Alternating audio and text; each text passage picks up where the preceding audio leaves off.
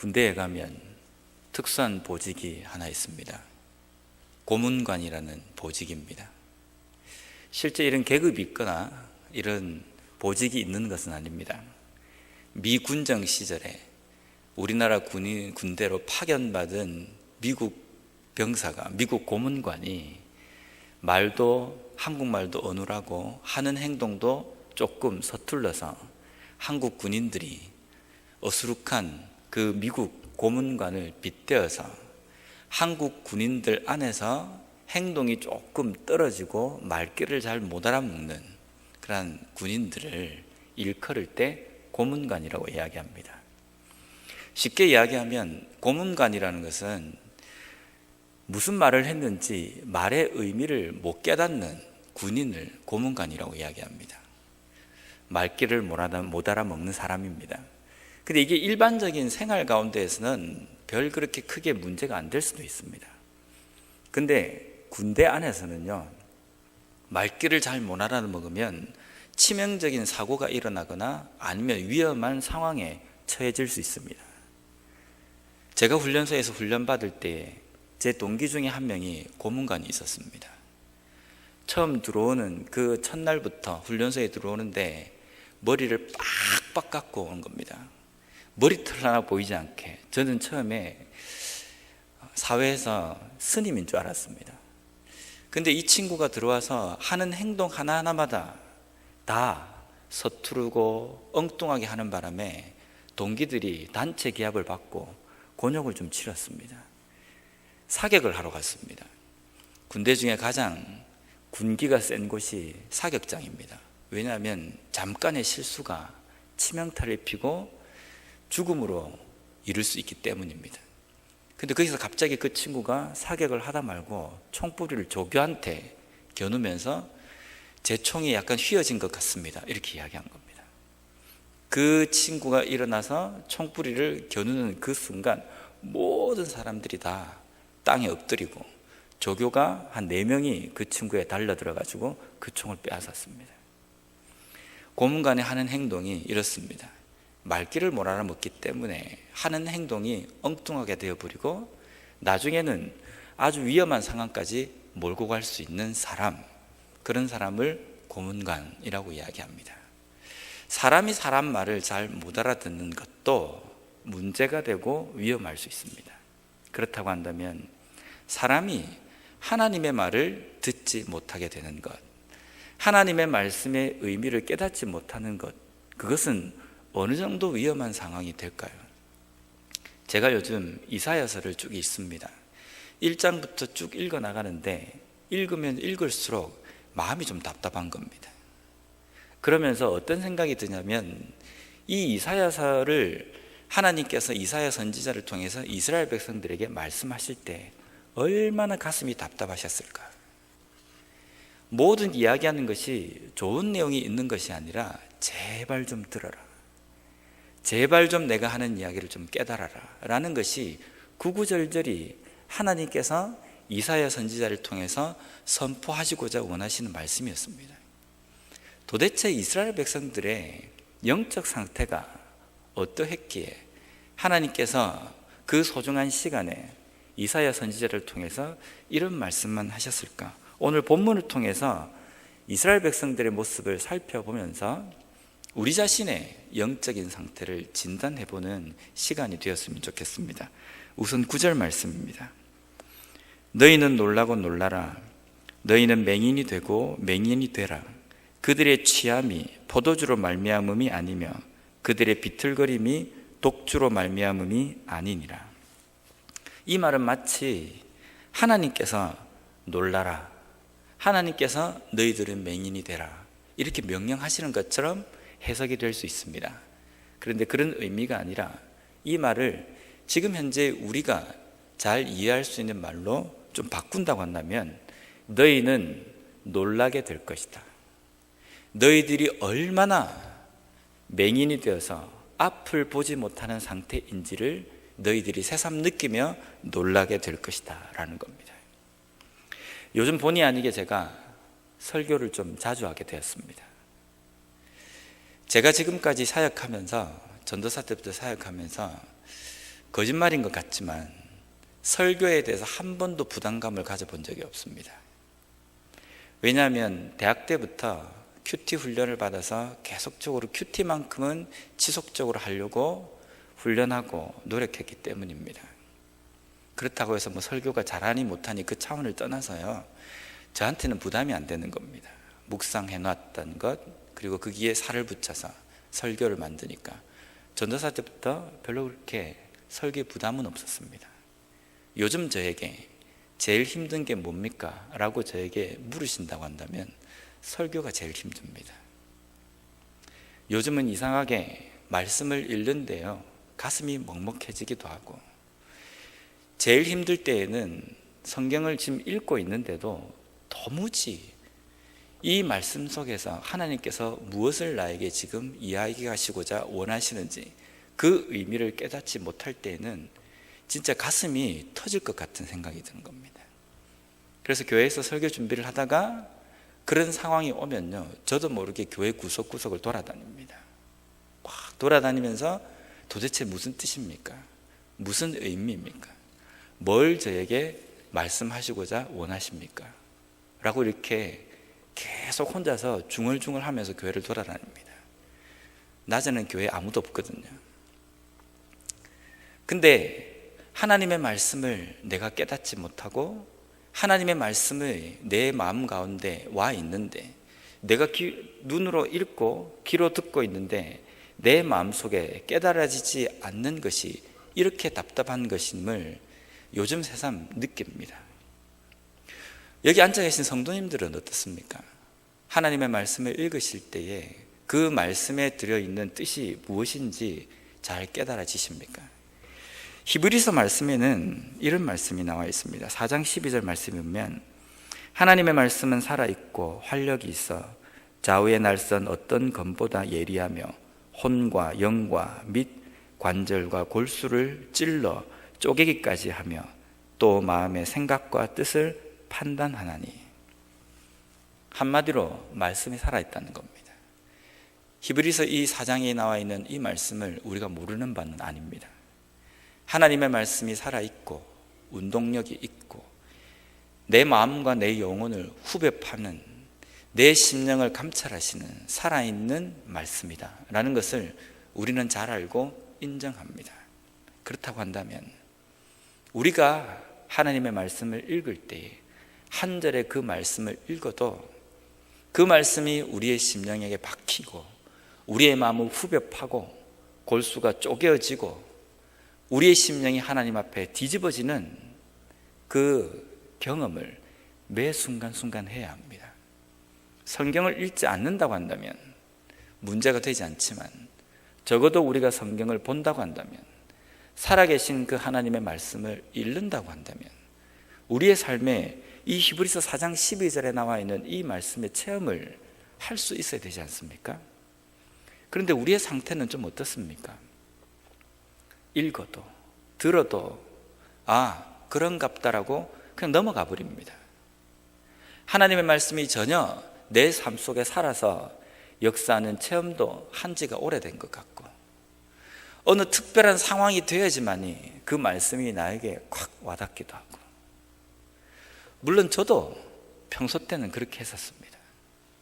근데 설교를 매주일마다 준비를 하면서 말씀을 읽다 보니까 그냥 넘어가는 말씀이 저에게 어떤 문제가 있는 것 같아요. 제 심령에 어떤 문제가 있기 때문에 한 절의 말씀이 내 마음속에 들어왔음에도 불구하고 제가 전혀 반응을 하지 못하고 있다고 생각하니까 제 자신이 너무 답답하고 이래서는 안 되겠다는 생각이 자꾸 드는 겁니다. 내가 지금 잘하고나 있는가? 내가 정말 하나님 말씀 앞에서 제대로 서 있는 모습인가? 자꾸 그런 생각이 드니까 말씀을 읽을 때 정말 답답한 것은 그 말씀이 내 마음속에 안 와 닿을 때입니다. 하나님의 말씀은 변함이 없는데 내가 변했기 때문에 하나님의 말씀이 내 심령까지, 중심까지 파고 들어오지 못한다는 겁니다. 이것을 우리는 강심장이라고 이야기할 수 있습니다. 더 속된 표현을 쓰면요, 간땡이가 부었기 때문입니다. 무서운 것 없고 겁나는 것이 없기 때문에 하나님의 말씀 앞에서도 강팍해져 있는 겁니다. 그것이 오늘 이사야 선지자를 통해서 하나님께서 선포하시고자 원하시는 대상인 이스라엘 백성들이 그랬습니다. 이스라엘 백성들의 상처가 어느 정도였냐면요, 이사야 6장 9절 말씀에 보면 여호와께서 이르시되 가서 이 백성에게 이르기를 너희가 듣기는 들어도 깨닫지 못할 것이요 보기는 보아도 알지 못하리라 하여 이 백성의 마음을 둔하게 하며 그들의 귀가 막히고 그들의 눈이 감기게 하라. 염려하건대 그들이 눈으로 보고 귀로 듣고 마음으로 깨닫고 다시 돌아와 고침을 받을까 하노라 하시기로. 여기에는 약간의 반어법이 들어 있습니다. 이 백성들이 깨달아서 나에게 돌아올까 봐 두렵다라는 그 의미가 아니라 이 백성들이 귀가 막히고 눈이 닫혀지고 지혜가 우둔해지고 마음은 강팍해져서 선지자를 통해서 하는 말씀도 전혀 듣지도 못하고 보지도 못하고 깨닫지도 못하게 될 것이다 라는 그 말에 대한 반어법적인 표현입니다. 하나님의 답답한 심정이 이 말씀에 들어 있습니다. 이스라엘 백성들이 하나님의 말씀을 못 듣는답니다. 이스라엘 백성들이 어떤 사람들입니까? 하나님의 택하신 백성입니다. 하나님의 기적을 조상 대대로부터 본 민족들입니다. 하나님의 살아 역사하심도 직접 체험한 사람들입니다. 그런데 그 사람들이 지금 하나님의 말씀을 듣지 못하는 상태가 되었답니다. 하나님의 일하심도 보지 못하고 하나님께서 주시는 말씀에 대한 깨달음도 없는 우둔한 지혜를 가진 사람이 되었다는 겁니다. 어쩌다가 이 상태가 되었는가? 이스라엘 백성들에게 하나님께서 가나안 땅에 들어와서 정착을 하게 하시고 수많은 은혜를 축복으로 주셨습니다. 이것을 누리는 이스라엘 백성들의 마음속에 서서히 기호식품에 눈이 가기 시작했습니다. 처음에는 먹고 사는 것이 문제였고 그것을 위해서는 오직 하나님밖에 의지할 것이 없었는데 조금 살만하니까 눈이 다른 데로 돌려지는 겁니다. 그래서 우상을 섬긴 것, 그 우상과 함께 세트로 주어지는 여러 가지 타락된 삶, 이런 것들이 좋아 보이는 겁니다. 그래서 그때부터 하나님께서 주신 그 축복으로 우상을 만들고 하나님께서 주신 그 축복을 우상에게 갖다 바치고 하나님께서 주신 그 건강으로 우상을 섬기는데 열심을 하는 그 모습, 하나님 보시기에 얼마나 답답했겠습니까? 이것이 가당치나 하는 그러한 모습입니까? 이러한 이스라엘 백성들의 이 삶에 하나님께서는 오늘 이 말씀의 본문을 통해서 그 원인이 어디에 있는지를 먼저 이야기하십니다. 10절 말씀을 한번 보겠습니다. 대저 여호와께서 깊이 잠들게 하는 영을 너희에게 부어주사 너희의 눈을 감기셨음이니 그가 선지자들과 너희의 지도자인 선견자들을 덮으셨습니다. 저는 이 말씀을 읽는데 가슴이 섬뜩했습니다. 백성의 우둔하고 백성의 눈이 감기고 귀가 닫힌 첫 번째 원인은 선견자들과 영적인 지도자인 선지자들에게 있다는 겁니다.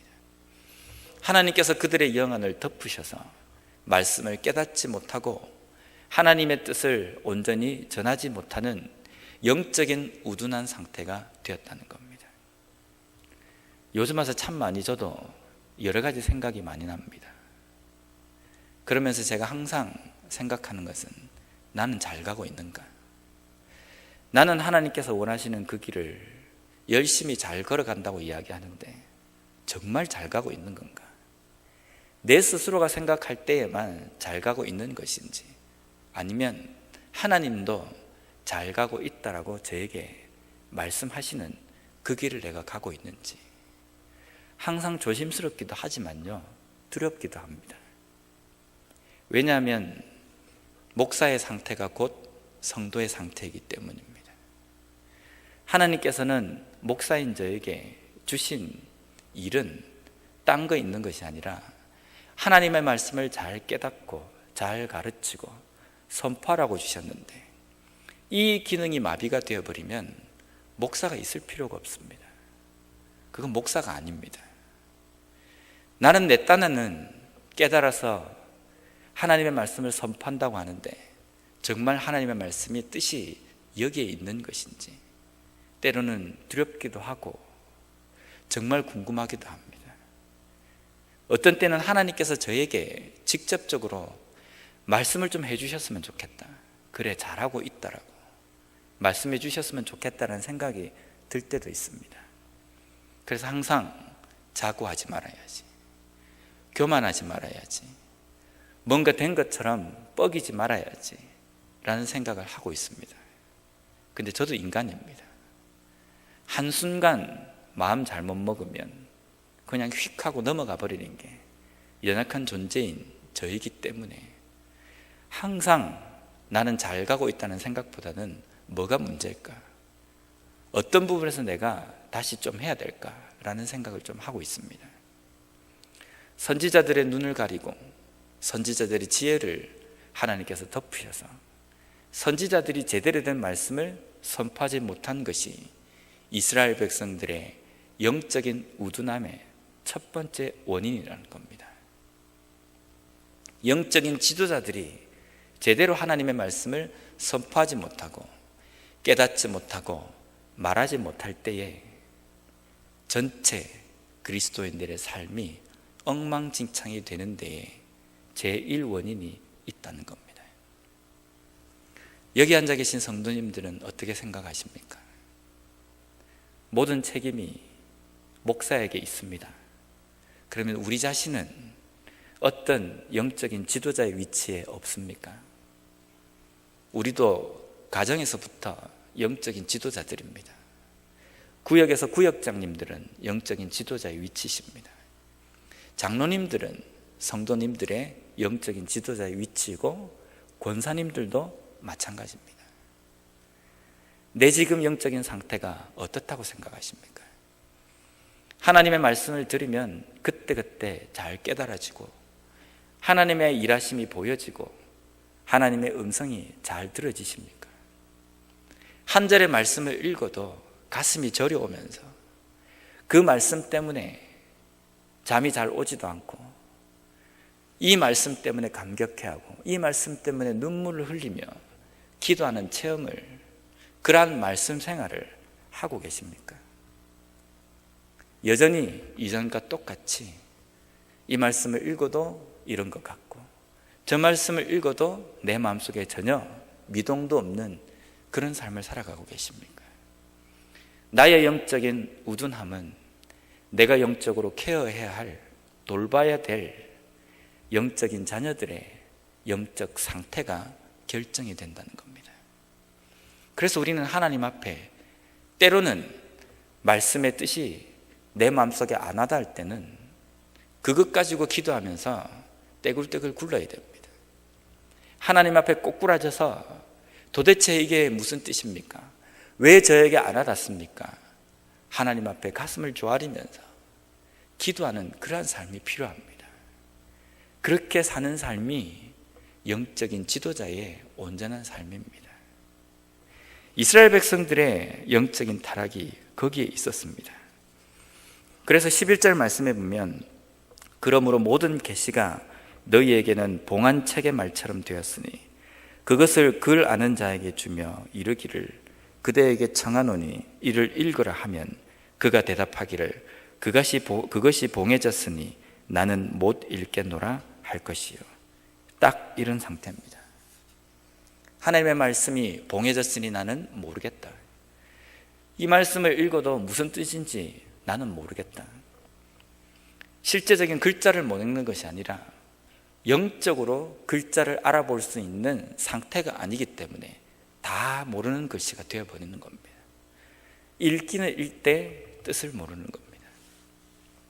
제가 영어 공부를 하기 위해서 미국 드라마를 시리즈로 쭉 이어서 봅니다. 보면서 자막을 보면서 때로는 모르는 단어가 나오면 그것을 찾아서 외우기도 합니다. 그런데 정말 당황스러운 순간이 있습니다.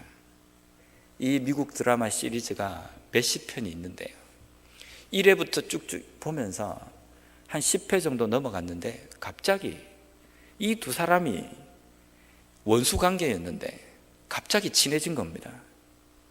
도대체 중간에서 무슨 일이 있었기에 이 두 사람이 원수 관계였는데 친해졌지? 그래서 다시 1편부터 다시 봐야 됩니다. 그래서 그냥 넘어갔던 단어를 또 찾아야 됩니다. 아, 내가 알고 있는 단어의 뜻은 이거였는데 이 사람이 이 표현을 쓴 것은 이런 의미가 있구나. 아, 그래서 이 두 사람이 다시 친해졌구나. 이제야 이해가 되는 겁니다. 그것을 보면서 제가 제 자신이 좀 한심스러웠습니다. 마치 눈뜬 장님 같은 겁니다. 보기는 그 드라마를 보고 있는데 그 드라마에 담겨 있는 뜻을 제대로 이해 못하고 휙 하고 그냥 지나가 버리는 겁니다. 그림만을 보고 가는 겁니다. 거기에서 전개되어지는 아주 복잡 미묘한 그 감정이나 그 내용들은 잘 모르고 그냥 배우들이 연기하는 그것만 보고 넘어가는 겁니다. 오늘날 말씀을 보는 우리의 상태가 그렇지 않나 생각이 듭니다. 성경을 보기는 보는데 그 말씀 속에 담겨 있는 하나님의 그 세미한 음성을 듣지 못하는 것. 내 주변에 많은 일들이 일어나는데 그 일들은 분명히 하나님의 섭리 아래 일어나는데 우리는 그 일어나는 일만 보고 있지, 그 일어나는 일 중심에서 하나님께서 나에게 무슨 말씀을 하시고자 원하시는지 그 세미한 음성을 듣지 못하고 있다는 겁니다. 일어나는 사건에 대해서는 설명할 수 있지만 왜 하나님이 이 일을 오늘날 우리의 삶에 일어나게 하시는지 해석할 수 있는 사람이 없는 시대, 오늘 이 시대가 아닐까라는 생각이 듭니다. 우리는 흔히 입버릇처럼 한국교회가 타락했다, 한국교회가 잘못된 길을 걸어가고 있다, 그 중심에 목사들이 있다, 우리가 그런 이야기를 자주 합니다. 또 그렇게 분석하는 것이 맞긴 맞습니다. 그런데 이 생각은 한번 안 해보셨습니까? 오늘날 한국교회가 이 지경이 되고 한국교회 영적 지도자가 이렇게 될 때에 내 삶 속에 이러한 일이 일어나도록 하신 하나님의 뜻은 어디에 있는가? 그것은 한번 생각해 봐야 됩니다. 하나님께서 우리에게 그냥 사건을 보여주시기 위해서 절대로 이 일을 우리가 볼 수 있도록 하신 것은 아니라는 겁니다. 오늘 내 삶에 이 일이 일어나는 것은 나에게 어떤 말씀을 하시기 원하시는 겁니다. 그것을 들을 수 있는 것이 영적으로 껴있는 하나님의 백성의 삶이 되는 겁니다. 아, 이 일이 일어났구나. 그것은 누구나 볼 수 있고 누구나 알 수 있는 겁니다. 그런데 그 속에서 오늘 나에게 하시는 말씀이 무엇인지 그것을 볼 수 있는 것이 진정으로 영적으로 깨어있고 하나님의 말씀에 민감한 삶을 살아가는 사람의 모습이라는 겁니다. 지도자가 타락하고 그로 인하여서 제대로 된 말씀이 이스라엘 백성들에게 도달하지 않으니까 이스라엘 백성들의 영적 상태가 어떻게 된지 아십니까? 13절 말씀입니다. 주께서 이르시되 이 백성이 입으로는 나를 가까이하며 입술로는 나를 공경하나 그들의 마음은 내게서 멀리 떠났나니 그들이 나를 경외함은 사람의 계명으로 가르침을 받았을 뿐이라. 이 말씀은 이사야 선지자에 있는 말씀뿐만 아니라 예수님도 인용했고 사도 바울도 사도행전의 로마서에 인용한 내용입니다. 이스라엘 백성들의 영적인 상태에 대해서 정확하게 말씀하시는 하나님의 말씀입니다. 입술로는 나를 공경한다고 하지만 그들이 마음으로는 내게서 멀어졌다는 겁니다. 왜 그렇습니까? 하나님의 말씀을 제대로 깨닫지 못하는 삶을 살아가고 있기 때문입니다. 하나님이 어떤 분이십니까? 하나님은 우리의 영적인 부분도 다 감찰하시는 분입니다. 하나님께서 우리의 심령을 저 밑바닥까지 끌어내서 보실 수 있는 분입니다. 그것을 보시는 데에 어느 시간이 필요하거나 과정이 필요하지 않습니다. 그냥 내가 하나님 앞에 서기만 서면 하나님은 내 심령 가운데 나도 깨닫지 못하는 나의 무의식 속에 들어있는 생각까지도 하나님이 판단하시고 분별하시는 분이십니다. 그런데 우리는 하나님이 돌기둥처럼 서 있는 것으로 착각할 때가 많이 있습니다. 내가 하나님 앞에 예배를 드릴 때에 내 마음대로 아무 생각 없이 내가 더러운 상태이지만 거룩한 척하고 내가 살아도 나에게 돌아오는 어떤 벌이 없기 때문에 하나님이 돌기둥이라고 생각합니다. 마치 그 자리에 가만히 꼼짝 않고 있어서 내가 복을 빌 때 복을 좀 주시고 내가 잘못할 때는 사람에게 숨기듯이 하나님 앞에도 숨길 수 있을 것이라는 착각을 우리가 할 때가 있습니다. 그렇지 않습니까? 이 자리에 앉아 계신 분들, 이 예배를 위해서 얼마나 준비를 하셨습니까? 이 자리는 하나님 앞에 예배를 드리기 위해서 오는 시간이라고 우리는 믿고 그렇게 준비하지 않습니까? 옛날 같으면 하나님 앞에 예배를 드리는 대제사장이 거룩하게 성결의식을 제대로 하지 않으면 제사를 드리다가 죄 때문에 그 자리에서 죽는 일이 일어났습니다. 만약 하나님께서 이 자리에 임하셔서 우리의 마음 상태와 준비 상태에 따라서 과거에 대제사장에게 행했던 그 일처럼 죽이기도 하시겠다라고 하신다면 이 자리에 앉아서 끝까지 하나님의 그 판결을 기다리실 강심장이신 분이 몇 분이나 계십니까?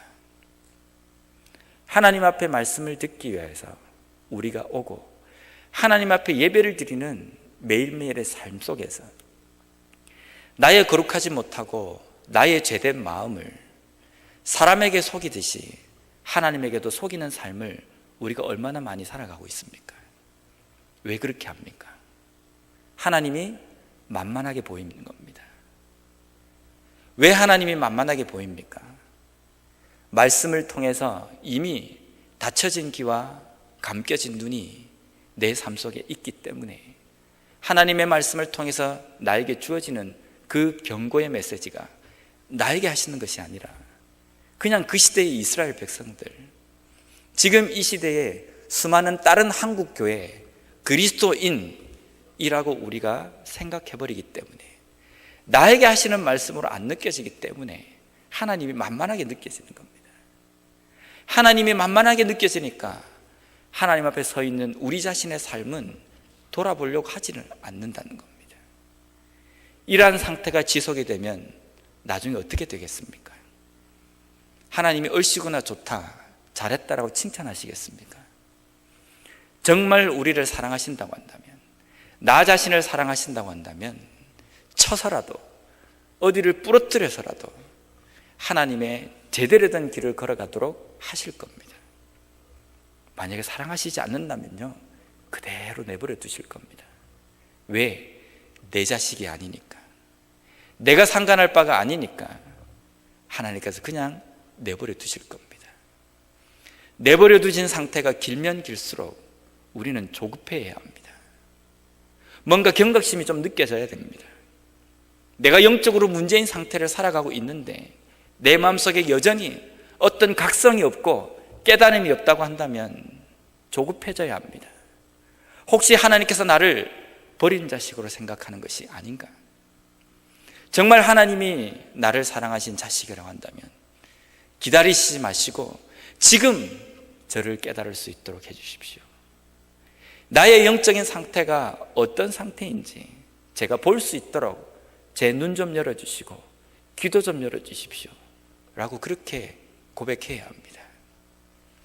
그러한 고백이 있는 삶을 살아가는 우리가 되었으면 좋겠습니다. 얼마 전에 제가 TV 코미디 프로에, 예능 프로에 1박 2일이라는 프로를 보면서 거기에 김수미라는 탤런트가 함께 게스트로 출연을 했습니다. 이제 하루 일과를 다 마치고 그날 저녁에 잠을 자는 시간에 그 1박 2일 멤버들과 이야기를 하는 과정에 자기 가방에서 한 책을 꺼냈습니다. 그 책이 뭐냐면 명심보감이라는 책입니다. 다 한 번은 들어보셨죠? 이 명심보감에는 사람이 살아가면서 어떻게 사는 것이 지혜로운 삶인지에 대한 것들이 쭉 적혀져 있는 한자책입니다. 김수미 씨는 이 명심보감을 어디를 가든지 들고 다닌답니다. 그래서 읽고 또 읽고, 그래서 내 삶이 내 멋대로 가지 않도록, 다른 사람들과 좋은 관계를 맺도록 나는 이 명심보감을 통해서 내 자신을 봅니다 라고 이야기하는 겁니다. 제가 그걸 보면서 참 대단한 사람이다 라는 생각도 들었지만 나 자신을 좀 보게 됐습니다. 나는 정말 명심보감보다 비교도 되지 않는 살아계신 하나님의 말씀이 나에게 주어졌는데 나는 이 하나님의 말씀을 어떻게 생각하고 있는가?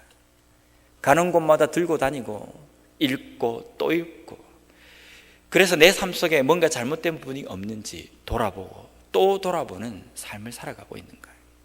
나도 이래야 되겠다.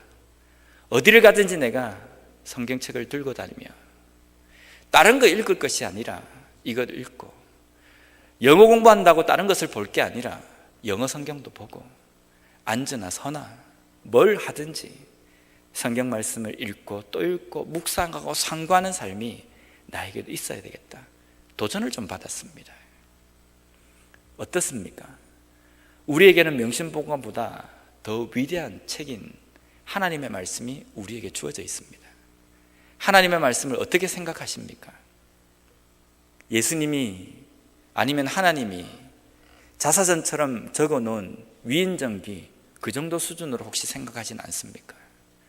죽기 전에 한 번은 꼭 읽어보아야 할 책 그 정도로 생각하시지 않습니까? 적어도 이 말씀이 달아서 너덜너덜해질 때까지 읽으려고, 그렇게 읽어야 한다라고 부담감을 가지고, 때로는 그 말씀 때문에 내 삶이 점여오고 내 삶이 찌릿해지는 그 순간 때문에 말씀을 내 손에서 놓을 수 없는 그러한 상태로 살아가야 되는 것이 우리 그리스도인이지 않습니까? 그렇게 사는 그리스도인이 어떻게 세상에서 욕을 먹는 삶을 살겠습니까? 어떻게 우리의 삶을 통해서 성령의 능력이 나타나지 않겠습니까? 매일 하나님의 말씀을 상고하고 그 말씀 때문에 찌릿한 어떤 것을 경험하는 삶을 살아가고 있는데 어떻게 이 시대의 그리스도인이 잘못된 길을 걸어가며 그러한 그리스도인이 모여있는 교회가 잘못된 길을 걸어갈 수 있겠습니까? 하나님의 말씀을 가까이 하고 제대로 하나님의 말씀을 깨닫는 삶을 살아가는 우리가 되었으면 좋겠습니다. 마지막으로 다윗을 예를 들면서 말씀을 맞추고자 합니다. 우리는 다윗을 잘 압니다. 영적인 사람이고 위대한 왕입니다. 근데 그가 일생일대에 큰 실수를 하나 범했습니다. 그것은 사랑하는 시나 그의 아내인 밧세바를 범한 일입니다. 이 밧세바를 범하고 난 다음에 이것을 감추기 위해서 어떻게 합니까? 사랑하는 시나도 죽여버립니다. 독이 오를 대로 오른 다윗의 상태입니다. 영적으로 눈이 감겨졌기 때문에 지금 자기가 무슨 일을 했는지 어떤 짓을 했는지 모르는 상태입니다. 이대로 가면요, 하나님께서 이 다윗을 버리시지 않으셨기 때문에 다윗을 어디 하나 부러뜨리시든지 아니면 호되게 당하게 하시든지 하셔서 제대로 된 길을 걸어가게 하실 겁니다. 그 첫 번째 단계로 하나님께서는 나단이라는 선지자를 통해서 다윗에게 잘못을 지적하십니다. 이 상황에서 가만히 생각해 보십시오. 충신인 우리아를 죽일 정도로 영적인 우둔한 상태인 다윗이 나단 선지자 하나 못 죽이겠습니까? 나단 선지자 같은 그러한 사람을 처치하지 못하겠습니까? 그런데 다윗의 그 죄를 지적하는 나단 선지자 앞에 다윗이 어떤 행동을 한지 아십니까? 꼬꾸라졌습니다. 자신의 잘못을 자복했습니다. 하나님 앞에 눈물로 회개했습니다. 그가 가지고 있는 권한과 그가 가지고 있는 권력은 나단까지도 충분히 없애버릴 수 있고 그렇게도 표가 나지 않을 정도로 덮을 수 있는 힘이 있는 다윗이 나단 선지자의 그 말에 엎어지고 하나님 앞에 눈물을 회개하는 모습을 우리는 성경에서 읽습니다. 이 상태가 영적으로 눈이 뜨여 있는 상태이고 영적으로 귀가 열린 상태입니다. 나단 선지자가 하는 말이 아니라 하나님께서 하시는 말씀으로 들었기 때문입니다. 매 순간순간 하나님의 말씀이 그냥 사건으로만 지나가다가 그러한 삶을 살다가 우리아를 죽이는 사건까지 가게 된 다윗이 영적 각성이 일어난 겁니다. 그래서 나단 선지자 그 말이 하나님의 말씀으로 들어진 겁니다. 그렇게 돌이킬 때에 하나님께서는 다윗을 용서하십니다. 오늘날 우리는 다윗의 기로에 서 있을 때가 많이 있습니다. 우리는 절대로 죄인이 아닌 순간도 없었고 회개할 것이 하나도 없는 순간이 있은 적도 없습니다. 매일매일 하나님 앞에 회개를 해도 시원찮은 존재들입니다. 하나님 앞에 말씀 때문에 내 마음이 따끔거려야 하고 하나님의 말씀이 내 심령의 박힘으로 인해서 그것이 쪼개어지고 뒤집어지는 경험이 말씀을 통해서 일어나야 합니다. 그래서 우리의 삶 속에 끊임없는 회개의 연속이 일어나야 됩니다. 만약에 그렇지 못한 상황을 살고 있다고 한다면 곧 하나님께서 나단 선지자를 통해서 한 번 더 말씀하실 겁니다. 그 말씀을 하실 때 어떻게 반응을 하시겠습니까? 어떻게 반응하는 것이 목숨을 살릴 수 있다고 생각하십니까? 하나님의 세미한 음성에 귀 기울여 들을 수 있는 우리가 되었으면 좋겠습니다. 하나님의 한 절의 말씀 앞에서도 꼬꾸라지고 자복하고 엎드릴 수 있는 영적인 겸손함으로 살아가는 우리가 되었으면 좋겠습니다. 그러한 그리스도인이 모여서 구성되어 있는 우리 영락교회라는 이 교회 공동체가 하나님 말씀에 민감하고 하나님의 세미한 음성에 들을 수 있는 영적인 민감함을 가진 그리스도인 교회로서의 삶을 살아가는 우리가 되었으면 좋겠습니다.